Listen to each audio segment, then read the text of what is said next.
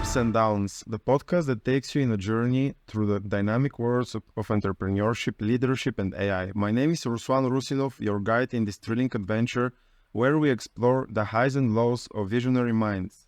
Today, we have a true entrepreneurial powerhouse in the studio. Meet Jarmo Lumpus, a co-founder and director of global business development at CubiCasa, founder at Latuhaukka.fi. Jarmo has the ability to build and optimize products that become contagious and have a high retention rate. He is an active investor in multiple startups and co-founder of property management company. Hello, Jarmo. Hello, Ruslan. So nice to be here. Yeah, thank you very much that you accepted the invite. I'm so happy to be here. Yeah, how are you? I'm good. You know, it's a good morning. It was a great, winter conditions this morning, and so I'm a winter person, so I'm really glad to see snow. So that from your LinkedIn, and your experience as a skiing instructor in the past. Yep. I think was it started as a hobby and afterwards became a job, and you had to find a new hobby. Yeah. So I've been doing downhill skiing since I was 4 years old. Yeah. So I've been almost living in those ski resorts in Lapland for the whole my life. Yeah. And then I started as a ski instructor in Ruka. Was it 2012? And I did that as a freelancer for 6 years, 6 winters in Ruka. Okay. Yeah. So that was really good kind of a balance for the startup work, what I did in CubiCasa. Yeah. And I'm also almost graduated from the sports technology. Okay. Yeah. So I was actually my master thesis is, I started that, and it was about snowboarding, biomechanical analysis of snowboarding. Yeah. Yeah. So, alpine skiing and, snow is, and of course, Latuhaukka is a cross-country skiing. Latuhaukka is a cross-country skiing, application. Yeah. So, lots of my love goes to these winter sports. While I was checking Latuhaukka, I really hope that I'm pronouncing that correctly. It's fine. Put a lot of effort behind it. It the actual translation in English is snowy O. Do I get it correctly? No, it's a snow hawk. Snow hawk. All right. Yeah. So don't trust Google Translate. Yeah. And the idea there why it's hawk is that hawk is flying on the sky, and hawk sees quite well. So, the idea there is that, people make, a report about snow conditions in certain, cross-country tracks, and they can do that in, 15, 20 seconds. Yeah. And then, all those reports are available for the other people who then can, decide, where to go. And the problem was, I'm always, seeking a problem. Yeah. That's one of my, fundamental skills, that I'm a problem seeker. Okay. And well, there was a problem that, especially in the early winter conditions, people didn't know where to go because there was no snow.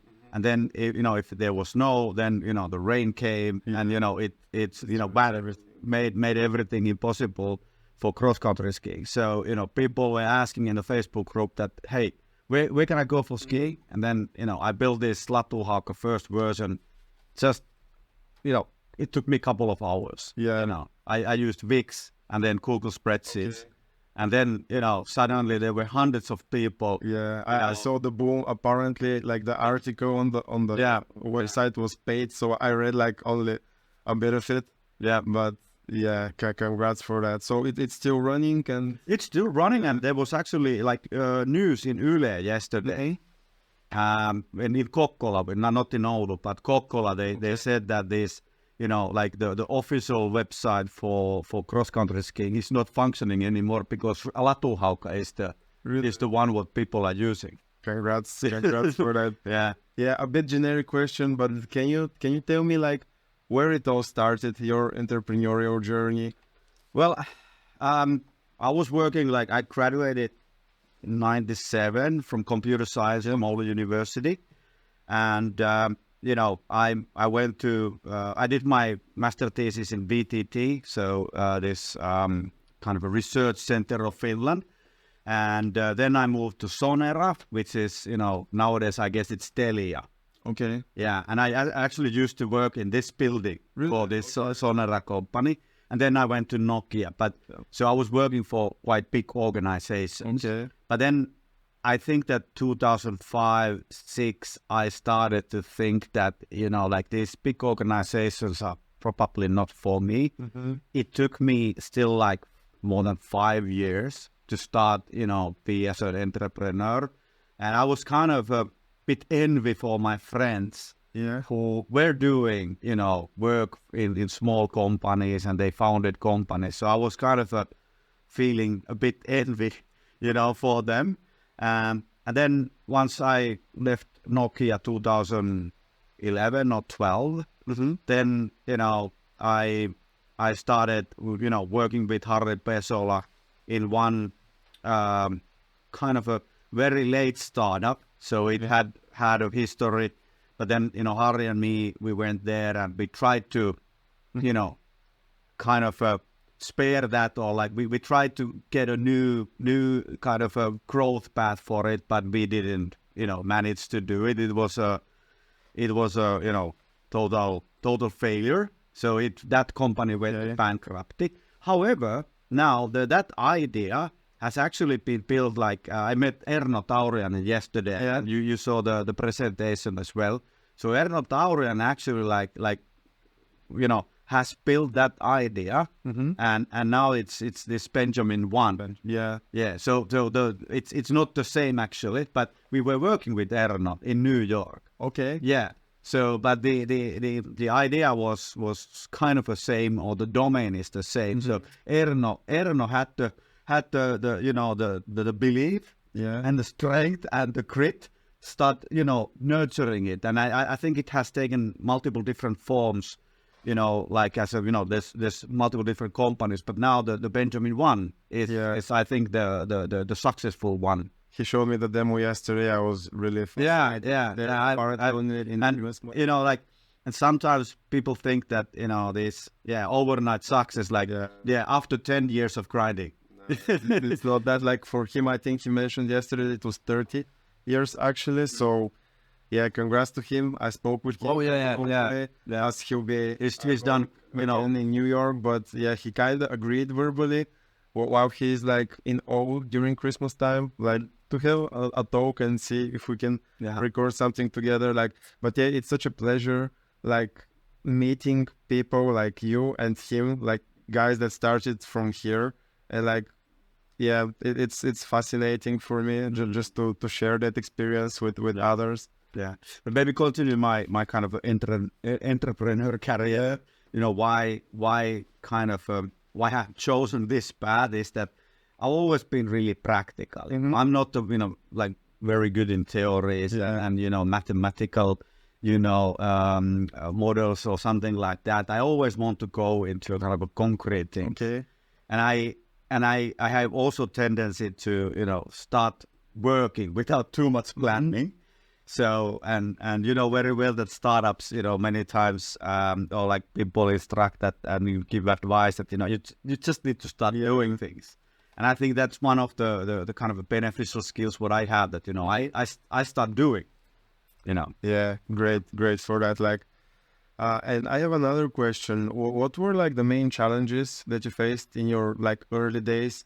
As like I can only imagine, like back then when you started like with your entrepreneurial journey, I was like in first grade. So like I imagine that like that the internet wasn't that big. Was it like? Well, when I started like my entrepreneurship, being as an entrepreneur was 2011, 2012. Okay. So it's a bit more than 10 years now. Like maybe you weren't in the first. No, I wasn't. I was thinking about 2005. Yeah, well, that was the when the feeling started to grow that this big organization, enterprises, these processes, and where you don't have the decision power. Yeah. You don't have authority. You have responsibilities, but you don't have authority. And my kind of view was that, like they need to be in the same place, also with the same team, with the same person, that, if you are responsible, then you should be able to do the decisions as well. Like, where are we going? Like, So, I wanted to kind of, do that. And, now after 10 years, I couldn't be more happier about that decision that, I started that. And I had, of course, there's been lots of luck, but about challenges overall, like, money is always a problem. And especially going to the US market, So it's definitely something that, it was a big problem in the beginning. And so, it wasn't, success or something. No, definitely no. Do you mind sharing like any failure stories if you have so? As it would be interesting, like for the viewers. Well, there are lots of failures what we were doing, but it's I think Erno was like giving a good presentation yesterday about this fail fast. So it's kind of one of the fundamental success factors that you stop doing stupid stuff quickly. But one of the maybe failures in the beginning when we were researching the US market was that we relied too much on the kind of a partners, and then at some point, and it costed money as well and time, but at some point we started hearing this kind of a strategy called founder selling. And that's I think like what I've been giving advice is that the first sales, first pitches, it need to happen by founders. Because if you add another person, and especially at the beginning of when you go into a new market, like you need feedback, because most likely the product is not perfect. So product market fit when you are looking for it. So you need to be a founder, like you need to have a key role in your team, together with the with the tech team or the product team or whatever that is. So that feedback, there shouldn't be any lag or any kind of intermediate person, because the broken phone, like if someone tells you something and then you forward that message, it will get distant, it will get different. So this founder selling is I think one of the fundamental things when you start in a new market or in your own market. So that was that we relied on some other people understanding like how real estate is built in the US especially. We knew pretty well like how real estate was working in Finland, but it's totally different in US. And that kind of it took us some time to figure out that we need to go there ourselves, and spend time in the market.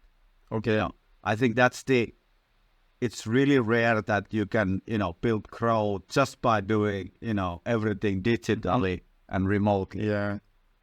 I also agree like that meetings in person are super important, especially like even with our startup with Nick. It's totally different feeling like when we are meeting our potential customers in person and like online.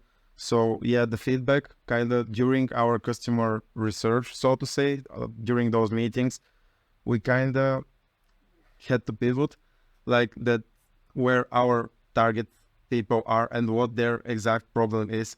So like before that we were just like estimating and we were like thinking, kind of like assuming what might be. But I would agree with that, like first pitches have to be like from the people that are involved and passionate about the topic and who are responsible, also creating a product. And I also would like to mention that like don't only listen to those good signals or positive signals, because it might lead you to a kind of a wrong direction, because you need to find that critical, like those really challenging questions or feedback, that how we're gonna solve this, and of course understand that how much that, but then on the other hand, like don't listen too much that if you realize that it's only one person or two persons, like which represent maybe this much of the target market. So you need to kind of balance all this feedback and, based on, what their kind of a stake on the big picture. Yeah. Yeah. And speaking of that, can you give like one advice, for example, what do you think is like would be like the most valuable for like future entrepreneurs, like in order to inspire them? Well, jumping to this, career or path, I definitely recommend that. Of course, you need to have a right mindset. Yeah. But I think everybody can list lots of problems, Yeah. and you just find a problem which impacts you, and then if you know the solution and you think that's great, so start finding a team around you. It's been a wonderful life altogether. Of course, there are ups and downs, like the name of this podcast. But and then so I wouldn't change. Maybe I could change a couple of days from my career, but it's been mostly really rewarding. Okay. Now, of course, there is a lucky end with us because we did an exit with CubiCasa. So 2019 or 2000? No, 2 years ago, 2021. 21.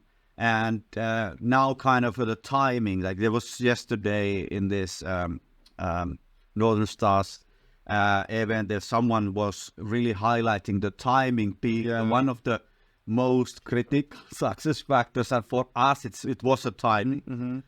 Now, like if we would have been approached, like we would have tried to sell CubiCasa today, it would have been really tough. Yeah, the market is... market has gone down. There's lots of, insecurity in everything, inflation, Yeah.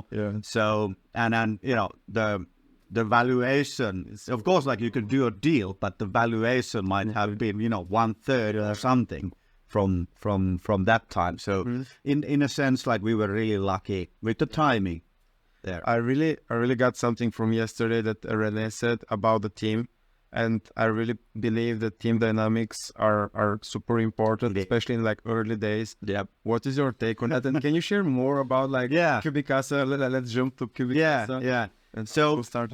CubiCasa has a bit, not an ordinary story. So CubiCasa, version 1 was actually, it was founded 2005 or 6. Okay. And there was, totally different guys. Well, Harri was there.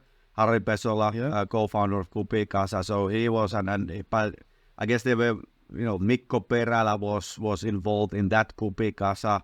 And then 2008, when, this, when there was this recession, another recession, the banks went down in the US.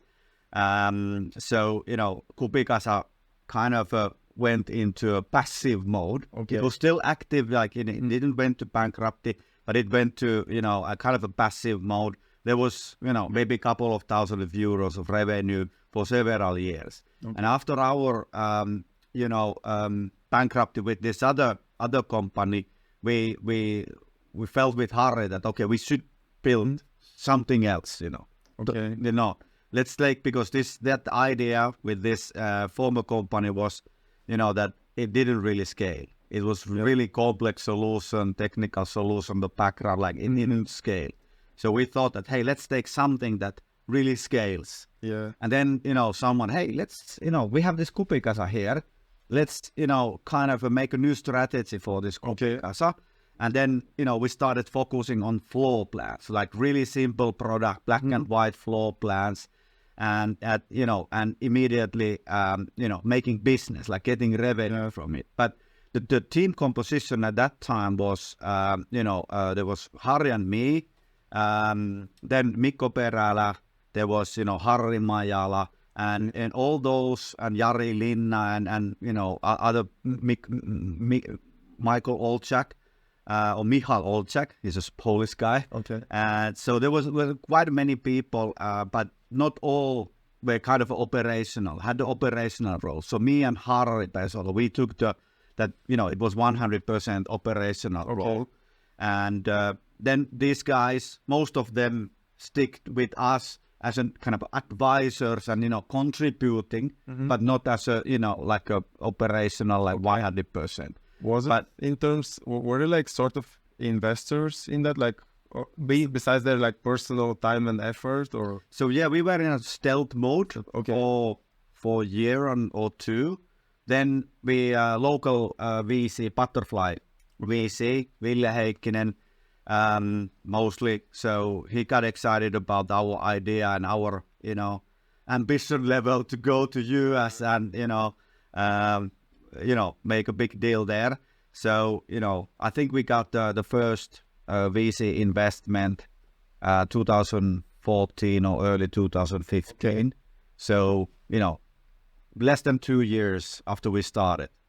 So, but there were also some local business angels involved in that investment round, and I think we got, was it 100 or 200,000? Investment. This was the first round. That was really the first round, and the pre-money valuation was somewhere around 1 million. Euro. Yeah, but then that's how it started, and then we were officially, a company. We had some funding, and then we directed that money, of course, to some technical development, but mostly to understand and making market research, in the US. Yeah, but the team. Well, the original question was about the team. Yeah. So me and Harry, like we have our origin, and when we met was actually 2005 in Vancouver, Canada. We met in the kids playground. There we were both working for Nokia. And you were in US. Yeah, like we were in Canada as expatriates. We were working in a different sites, and in Vancouver at that time Nokia like had 3 different sites there. Nokia was really big at that time. So but yeah, we somehow, like, we were both from Oulu area, but then we met in this playground, and we kind of got along pretty well. And we started visiting our families every now and then, and we bonded pretty well there. We have kind of a bit different kind of skills and strengths, and I complement each other. Like, I think it's also super important, like when you're looking even non-actively for a co-founder, kind of to not have like similar background, as like everyone brings something else to the table. Yeah, it really depends. Like there's no I don't know if there is a universal formula. It's just there are things that you should be really good together, but then there is something, there's some kind of a glitch that it doesn't work. But yeah, we bonded pretty well with Harry, and this Harry was after his Nokia career, like maybe it ended 2006 or something, he started like quite many companies. So he's a real serial entrepreneur. And I was always looking, and like whenever we met, I was so like, hey, it sounds cool that you are an entrepreneur, and you guys are doing these things, and you make revenue, you get customers, you grow. And I was like, somehow, like, but I was still like feeling that, I need to be in a secure place, enterprise, Nokia, making like pretty good money there, and getting the money every month, Stable life. Yeah, stable life, But then, things started 2011, and I left Nokia. I also got a divorce, and there was, personal life, things. And I started this, alpine ski teacher thing, ski teacher thing. So there was lots of things going on in my life there. And, but yeah, I still, entrepreneur and with Harry, we are still in really good contact. Harry left CubiCasa earlier this year, but yeah, he's here in Oulu right now, and he's based here in Oulu. Well, right now, he is. Yeah. I might get in touch and then I can convince him. Yeah, I can give you, like a warm introduction or something. Yeah. Okay, sounds great. Yeah. Thank you very much for sharing like that information. I have another question. As I researched, I saw that you're active investor in multiple startups. What do you look for in a startup? Like, is it again like super great idea, or like are you investing in early stage startups or like later ones? Yeah. So I'm part of Butterfly VC as an LP. So I think it's their fourth fund. So I'm part of that. So they will do the startup or this investment decision on behalf of me, which is good. Yeah. And Butterfly is I think that their key focus is on the deep tech. Maybe like not only software companies, but also who have hardware or hardware software companies, and mostly those companies who have some kind of a research background that might be like a spin-off from university, things like that. So definitely not maybe my special kind of area. So I'm not doing too many, direct investments to startups. I've done a couple, maybe 3 this year. So, but I'm not actively looking for new startups. But those which I have been investing, of course, they are really different. But those which are, really like maybe the next one which I would like, I need to be able to contribute to that. So it need to be something that, I can help. And I think Rene, his presentation, like he want to focus on those things where he has, like a special, skills and knowledge.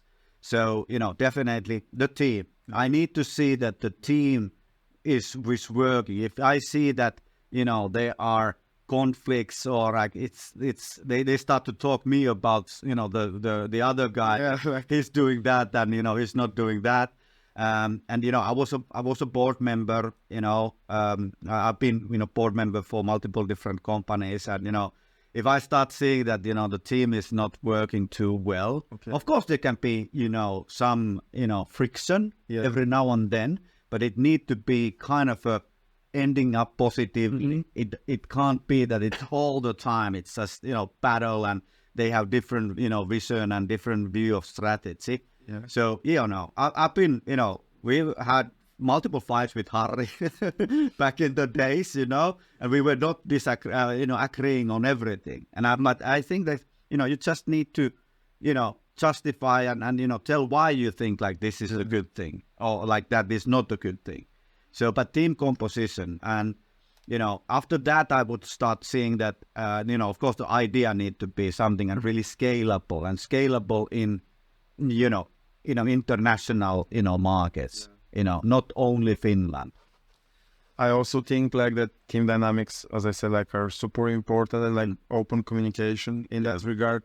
Yeah, there will be fights, and I think it sometimes they're beneficial, like to have discussion like on a higher temp, but at the end we still have to respect each other, kind of even sometimes agree to disagree and go from there. But it was nice seeing like how many years you spent with Harry.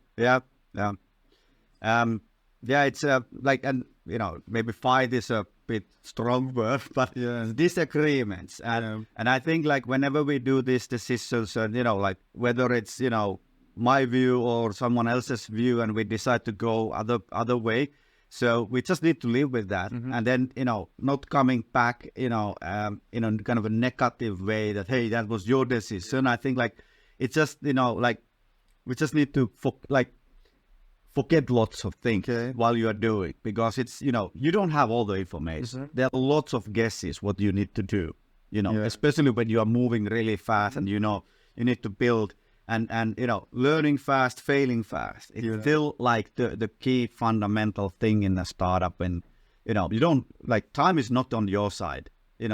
Most likely you don't have millions of euros in your bank account, and you have infinite funding.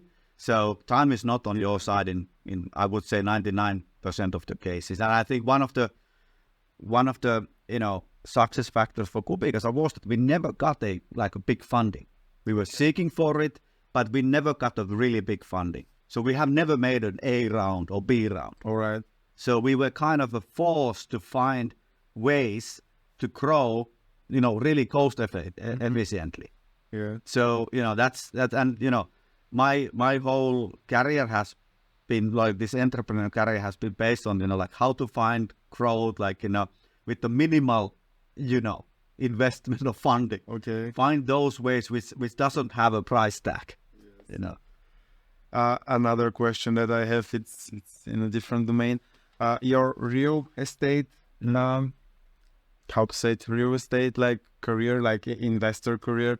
What is your take on the market right now? What is your, can we say like go with some predictions? Is it going to get worse than that, or just the beginning? Well, I don't have a, long career or, lots of knowledge about this, real estate investment. So I joined, like, my friend had a company, and with like my friend and his, wife, they had a, real estate investment company. They had, maybe 4 or 5, properties. Yes. They were renting them. Some of them were in Airbnb. And then, I met this guy, at some point, like early last year.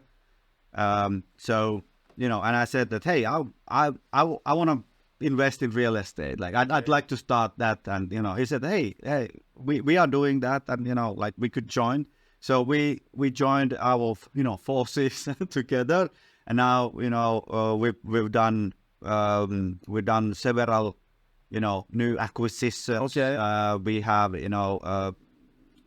Airbnbs in Ylläs, Ruka, and Isosyöte. Then we have 6, apartments here in Oulu. Okay. But yeah, the market is tough right now, especially new construction. Yeah. So, the inflation and the high interest rates, it's been, really tough for last 6 months or 12 months. Last year it was still okay when the interest rate, were down, but now it's you need to be really selective. Like like last acquisition we did was, was it in March, this year.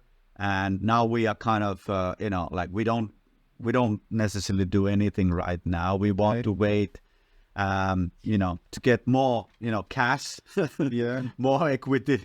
But it need to be really good deal if we gonna do something right now. But no new construction at all, it's. But however, they have lots of discounts out there right now. But yeah, I think one of the strategy what we have is that, we try to get it as cheap as possible, and then, upgrade or update or, renovate that, and then, bring, a higher value to that. And then you're renting or you're selling, or it depends? No, we're not selling. So we are keeping everything. Okay. So like we did one here in Oulu, like 2-bedroom apartment in Laanila.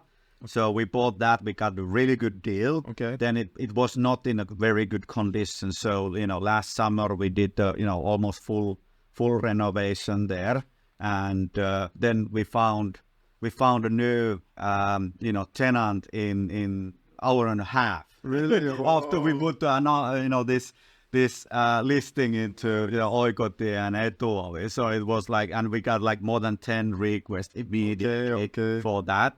So it was really, easy to rent that. So, but now we were able to get much higher rent because it was, almost new, So, but yeah, that's one way to kind of, if you want to kind of build the, the equity of your investments, do renovations. I've done, couple of renovation now, and, and then my skills are getting better all the time. And I know I don't need to, start asking for every single thing. Of course, I haven't done any big renovation like bathrooms, yet. But I've done one kitchen now, lots of, like this, walls and floors. So I know some things there. So, and it's fun, and especially to work with a friend. Yeah. And so, yeah. And we also have different skills in this, Yeah. No, That's cool. Again, different way of work. Like, yeah, I renovated an apartment. Was it in the summer last year? No, or like the summer before that. And yeah, it felt good. Initially, I planned to do it like for 2 days. Yeah. My estimations weren't there. It took me around a week and a half. Yeah. Like, yeah, even though when some friends were coming to help. Yeah. But yeah, I totally. But this is again, like for me, it's the like really practical thing that, I can do with my hands, and, you can see the results, well, yeah, if not immediately, quite soon. Yeah. But I also find it like somehow like relaxing in some way, as like there is no one literally like to bombard you with like applications and stuff. Yeah. And you're like all alone, or like with a friend, or at least in my case was that. And Yeah. can you share any upcoming projects that or initiatives you're excited about, like here in O or like in Finland in general? Well, I'm doing some, consultancy work, Yes. for companies who are seeking growth, which is my, my specialty really is on the, and my kind of a, favorite topic is building growth in international markets. Okay. The building growth overall. So that's something like what I want to talk about. I want to learn more. I'm definitely not, perfect with that. So, I'm helping a couple of companies here in Finland. One company is a, old 20-year-old company. Okay. Really traditional, but they have a, strategy to grow and build a software platform. Okay. How they can grow. So that's one project what I'm working. Another one is a, kind of a fresh startup. It's not originally from Oulu, but I know the founder, and she is from Oulu originally. So, Laura Avonius is this founder, and then she has a, company called Audisin. Okay. Audisin is it's a company that, they are providing, hopefully I'm saying it in the right way, that, audio programs which, like to your headphones, and, you can recharge while you are working. So that's a kind of a stress relieving thing that you don't need to have like you don't need to lie down and have a, totally silent place or something, but you can, like while you are working, you could put your headphones on and, take these audio treatments. Yeah, audio treatments. I think that's the right word there. So audio treatments, and, I've been using that myself for a couple of months already. I'm quite a heavy user of it. So, and I'm seeing results, and they have patents around that. And there is a, big, long research behind this, these audio treatments. So, I'm definitely a, big believer in this, and, Laura is doing really great work.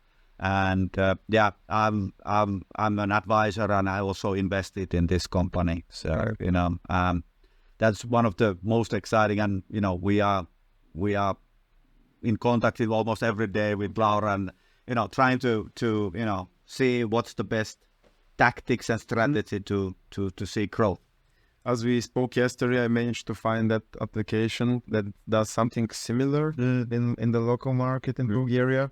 So yeah, I can show it after our conversation, as I have to translate everything. It's really so. But it's not a kind of it's unique idea that this patent and the IP are there, but there are lots of these meditation music around. So the key challenge there is that how do you differentiate from the competitors or from these other things. What other questions do I have? I was going to ask you, what book would you recommend? Oh, okay. This is my favorite topic. So yeah, I'm reading lots of books about growth, management, leadership, everything related to business. So I think the most critical book for us was Peter Thiel's 0 to 1. 0 to 1, yeah. It's quite short book, by the way, so it doesn't take too many days to read that. So that's one. And then another one which had a really big impact on us was Eric Ries. was it Lean Startup? Yeah, maybe it was. And, this, I read this, 2014, 2015, around that time. So they had a really big impact, on our, and my thinking, how to build growth. Okay. Yeah. Couple of recent ones. Well, I just finished Elon Musk's, book, Isaac Jackson. Is it The newest? Yeah, the newest one. Okay. And I read that, really quickly. I never, finished a book, and it was more than 500 pages. So I never finished a book like, it's about Elon Musk and, like how he is, like what kind of a person he is, and, but it enlightened a lot, like how, what are all these, his companies, Tesla, SpaceX, now Twitter, or the X and other, things where he's been, involved. It's amazing book. Okay. I'm not saying that Elon Musk, I'm a big fan of Elon Musk and all his, leadership skills. Yeah. Definitely, like a controversial person from that point of view.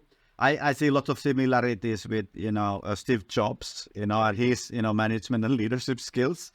By the way, there is the same, the writer in Steve Jobs, like that, that's a bestseller, maybe more than 10 years ago. So Isaac Jackson, I think that's the name of the writer. So the same guy is behind this book as well. Yeah. So, but yeah, I fully recommend that book. Thank you very much for the book recommendations. Yeah, I will note them for sure. 0 to 1 is in my bucket list. I have it at home, so planning to start it as soon as I finish the current that I'm reading. So yeah, and not final, but another recommendation. Is there any event happening like anytime soon near or like that you're like excited for? Well, I get lots of, questions or requests to come and speak about, my entrepreneur career and about CubiCasa, about, growth overall. And I love to, join those events and share what I've learned and, how we found, growth and, what kind of failures we did, because we've done lots of failures and, so, I'm so excited to be and share the experience. I don't know, like if there are any big ones, like next week there is one event where I'm speaking. I think it's here, Pasi Jokinen is there as well. And it's about, entrepreneurship. Yeah. So at least that's one of the, events here in Oulu. There was a really good event a couple of weeks ago, Future Tech. Okay. And there were, a couple of presentations about AI and, what are the possibilities, what are the future projections, like how AI will impact, the businesses, people's lives. And, that was really interesting, Pasi Vuorio, I guess this quite famous, talker about these things. Yeah. But then, Slush is coming. That's not in Oulu, but they are, I think they are organizing some side event. I did participate that, was it 1 or 2 years ago? Okay. Yeah. So, if like Slushes, I think it's sold out, already several months ago. So I really recommend that, people, come to these side events and, learn about startups and funding and, other things. I just want to have a quick look if I can find that event that's happening on the 8th, that you're going to be a speaker. Yeah, it's next week, Wednesday. Next evening, Wednesday, evening time. Yeah, Dine and Disrupt. Yeah, you and Pasi. Was it Pasi Jokinen? Pasi Jokinen. Yeah. I signed up for that event. Okay. Immediately, and then I saw like that it's on the 8th. I will be abroad, so apparently I will not be able to attend. Yeah, that's fine. Yeah, it was quite sad when I realized that, as it happened like 2 days after. It was in my calendar and everything, and then I was like, yeah. But yeah, looking forward to that, and hopefully a lot of people are going together here in Startup Station. Yep. From 6 to 8.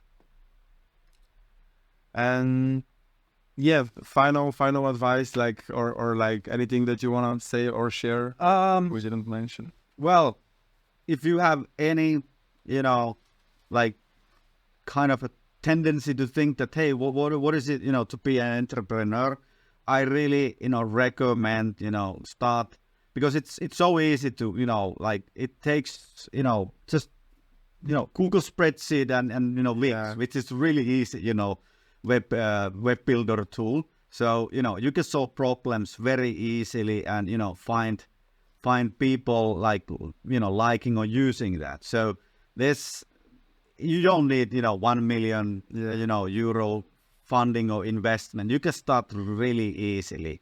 So don't, be afraid too much to jump into this path. It can start really small, but then it can become, really big thing, and you are changing. So, suddenly you realize that, oh, we have changed an industry in a foreign market. It can happen. It can happen from Oulu. Me, I'm from Kemi, which is the small town north. Harry is from Muhos, and another small place, like and together with with our team, our fantastic team, like we have now changed pretty much 2 industry in the US. Yeah. And it's never gonna go back to the old one. Yeah. So yeah, things can happen. Thank you very much for that amazing talk. It was a pleasure for me. Well, thank you for inviting me. Yeah, I really hope that the episode will be live by mid November. All right. So yeah, I'm stopping the recording.